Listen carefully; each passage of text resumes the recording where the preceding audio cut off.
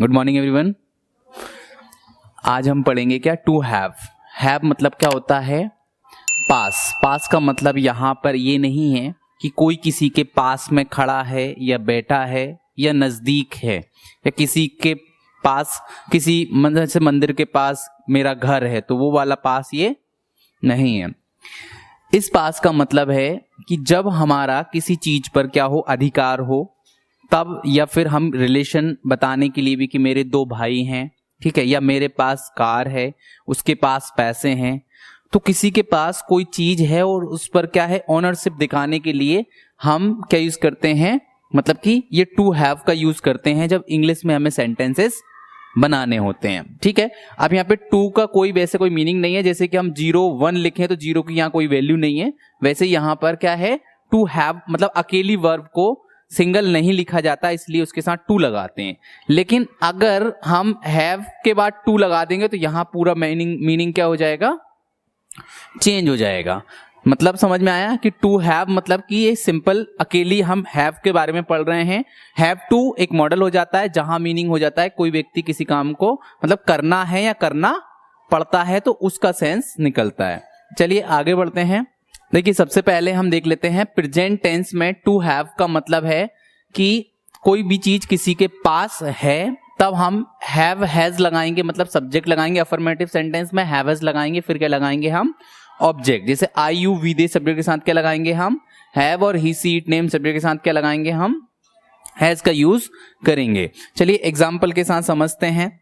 सबसे पहले जैसे कि एग्जाम्पल है हमारा, दूध वाले के पास 5 गायें हैं तो मिल्कमैन हैज 5 काउज। उसे बुखार है तो he has a fever. Rajiv के पास एक घड़ी है तो राजीव हैज अ वॉच। बच्चे के पास एक गुड़िया है तो the baby has a doll. उसके पास प्रतिभा है तो ही हैज टैलेंट। तो जब भी हमें ये बताना हो अधिकार या ठीक है या कोई चीज किसी के पास है या फिर रिलेशन बताने के लिए मेरे 2 भाई हैं तो आई हैव 2 ब्रदर्स। ठीक है, नेगेटिव सेंटेंस की अगर हम बात करें तो नेगेटिव सेंटेंस को हम 3 तरीके से बना सकते हैं। ठीक है, तो सबसे पहला तरीका है सब्जेक्ट लगाएंगे, डू या डज लगाएंगे, फिर नॉट, फिर हैव, फिर क्या लगाएंगे हम, ऑब्जेक्ट। अब I you we they subject के साथ क्या लगाएंगे हम, डू नॉट, और he she it name singular subject के साथ क्या लगाएंगे हम, डज नॉट। ठीक है, एक और तरीका हो सकता है सब्जेक्ट लगाएंगे हैव हैज, फिर नॉट, फिर एनी। अब एनी का मतलब कोई या फिर कोई भी होता है।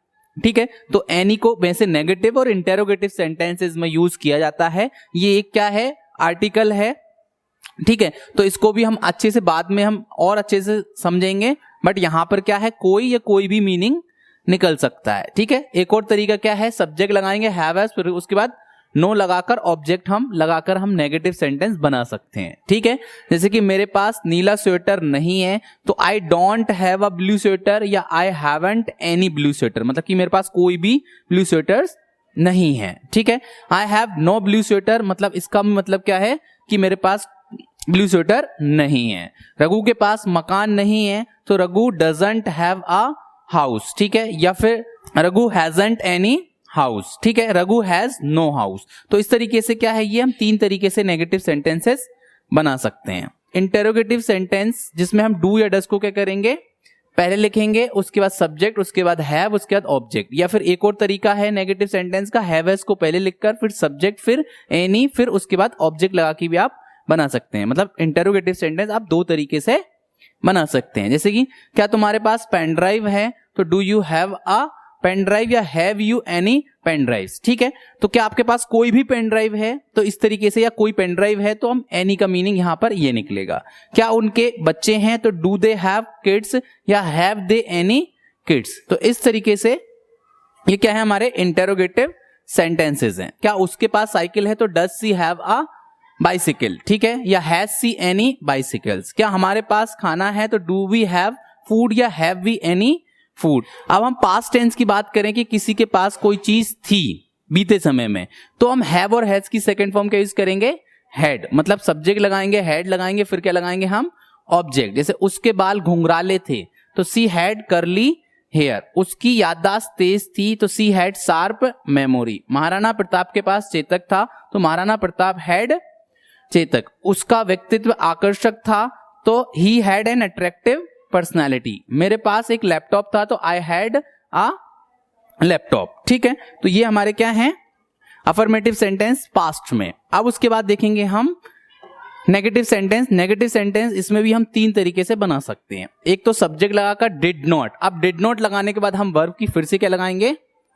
फर्स्ट फॉर्म हैव लगाएंगे, उसके बाद क्या लगाएंगे, ऑब्जेक्ट। उसके बाद एक और तरीका है सब्जेक्ट हैड नॉट फिर एनी लगाकर बना सकते हैं, या फिर सब्जेक्ट हैड फिर नो लगाकर फिर ऑब्जेक्ट लगाकर हम सेंटेंसेस को बना सकते हैं। ठीक है, जैसे हमारे पास टीवी नहीं थी तो we didn't have a TV, या वी हैडंट एनी टीवी, या वी हैड नो टीवी। ठीक है, इस तरीके से हम 3 तरीके से नेगेटिव बना सकते हैं। उसके पास हथियार नहीं थे तो दे डिडंट हैव वेपन्स, या दे हैडंट एनी वेपन्स, या फिर दे हैड नो वेपन्स। ठीक है, तो ये हमारे नेगेटिव सेंटेंस हो गए 3 तरीके से। इसी तरीके से इंटरोगेटिव सेंटेंस हम 2 तरीके से बना सकते हैं, डिड को पहले लिखकर फिर सब्जेक्ट फिर हैव फिर उसके बाद क्या लगाएंगे, ऑब्जेक्ट। इसी तरीके से हैड फिर सब्जेक्ट एनी लगाकर ऑब्जेक्ट लगाकर हम सेंटेंस बना सकते हैं। ठीक है, जैसे क्या अकबर का राज्य बड़ा था तो did Akbar have a big kingdom, या had Akbar any big kingdom. क्या उसे अनुभव था तो डिड ही हैव एक्सपीरियंस, या हैड ही एनी एक्सपीरियंस। क्या शीला के पास रेडियो था तो did Sheela have a radio, या हैड शीला एनी रेडियो। ठीक है, ठीक है। अब देखेंगे हम फ्यूचर टेंस में। फ्यूचर टेंस में टू हैव का यूज जो होगा तो विल हैव या शैल हैव का यूज करेंगे, मतलब सब्जेक्ट लगाएंगे विल हैव या शैल हैव, उसके बाद क्या लगाएंगे हम, ऑब्जेक्ट।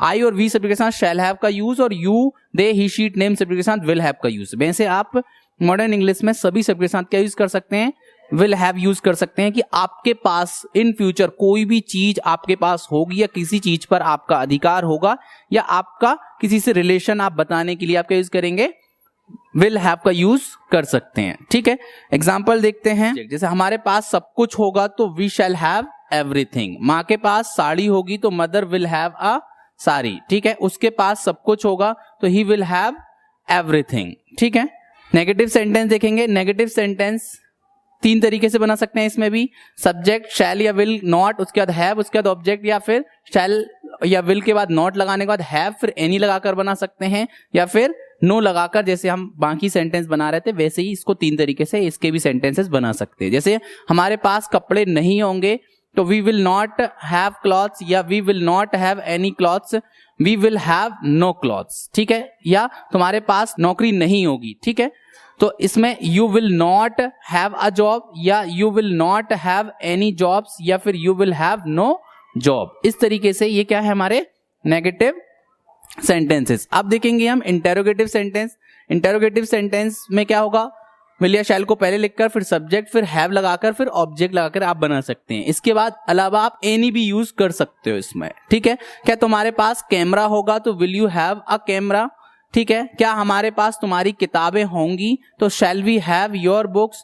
क्या तुम्हारे पास कार होगी तो will you have a car. क्या उसके पास मोबाइल होगा तो will he have a mobile. तो ये क्या है, हमारे इंटेरोगेटिव सेंटेंसेस हो गए हैं। ठीक है, चलिए आई होप कि आपको ये समझ में आ गया होगा टू हैव का यूज।